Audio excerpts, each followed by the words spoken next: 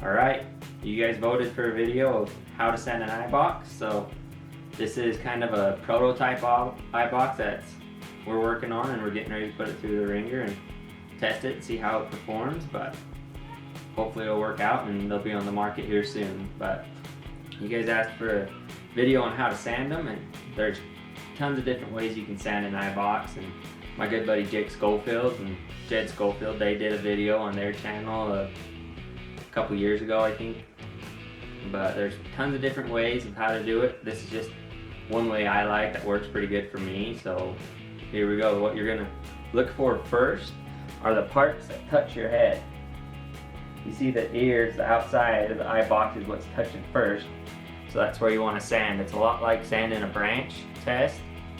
You start with everywhere that's touching and work your way in. I always like to start on the top part of the eyebox first, and then when I get it pretty close, I start working the nose down, and then I start working it all to where I want it and how I want it to fit.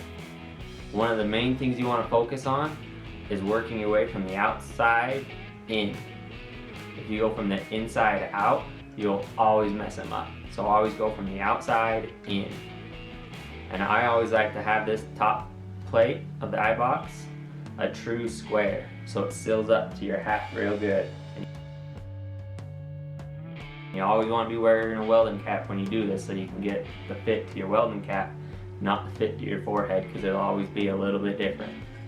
And then one thing that a lot of welders do, I personally do it, is on the bottom, I'll actually put a bevel on this bottom plate, so it will hug my face. It'll make it a lot more comfortable if you bevel this out.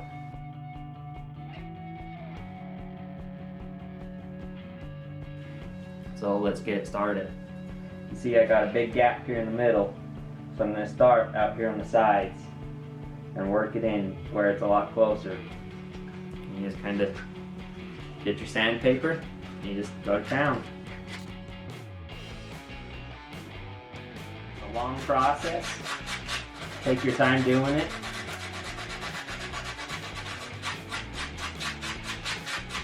Little bit by little bit. You'll never get it perfect on your first go. You'll get it pretty close, and then you'll wear it for a few weeks. Get some sweat and grime build up on it, and then you'll sand some more. To get a perfect fit, usually it takes me about a month to get it to fit how I want it to fit.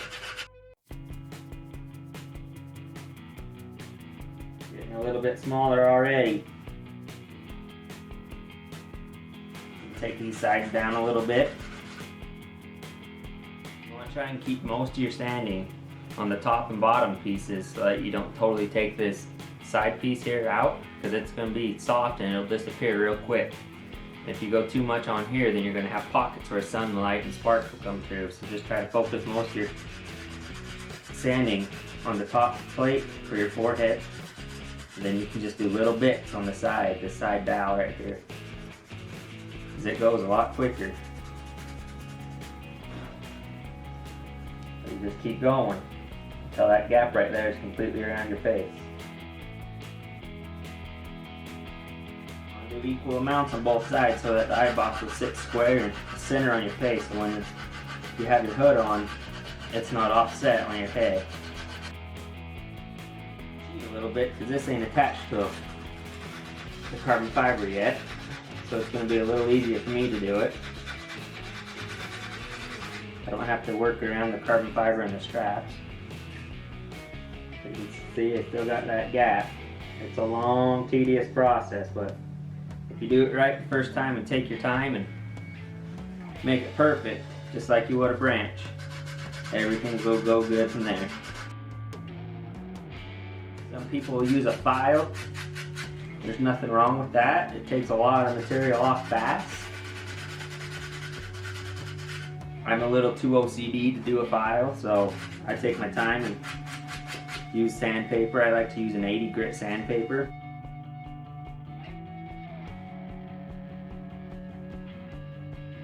Still got a gap there. Feels like I'm touching about here, so I need to start sanding from here all the way out to the end. It's extremely heavy on the outside. This side I'm touching here, so from here out to here, I gotta keep sanding.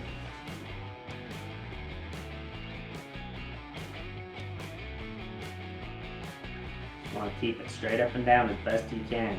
That way you don't trap sparks in between the wood and your hat, so you don't burn your forehead all up. Alright guys, we're getting pretty close on the headpiece here. Now it's just kind of fine tuning. And when I'm getting the headpiece buttoned up real tight how I like it, I'll actually jump down to the bottom piece and start working it a little bit.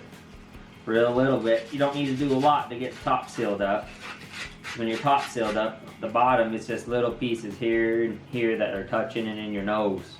So from here and the rest of the way,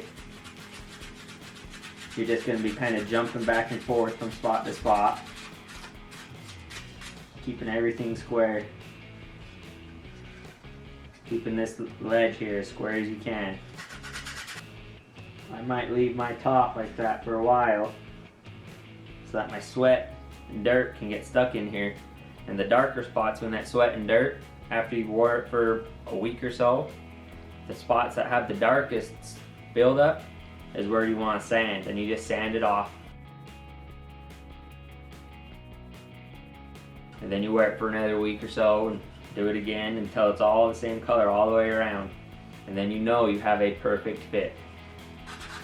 And most of the time you don't want to be doing this in your house, but my wife isn't home right now and it's raining outside, so I really don't want to be out there in the rain doing this. So I'm going to try and get this done and cleaned up before she gets home so I don't get in trouble.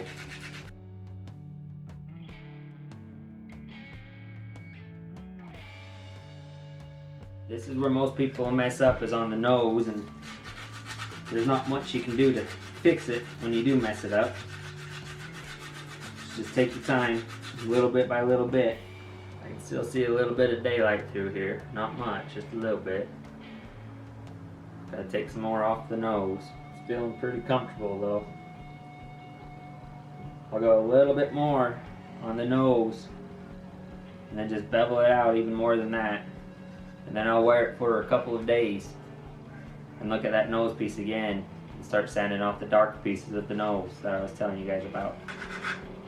One thing you can do is put a pencil or a pen inside your sandpaper, so it'll make a little crease like that around the pencil, and it will help you get in that nose piece a lot better. That sandpaper won't want to fold over on you as much. If you got a real pointy nose, then you're going to have to find something smaller than a pencil. But yep, now there's no light coming in from down here, so I'm going to leave it about like that.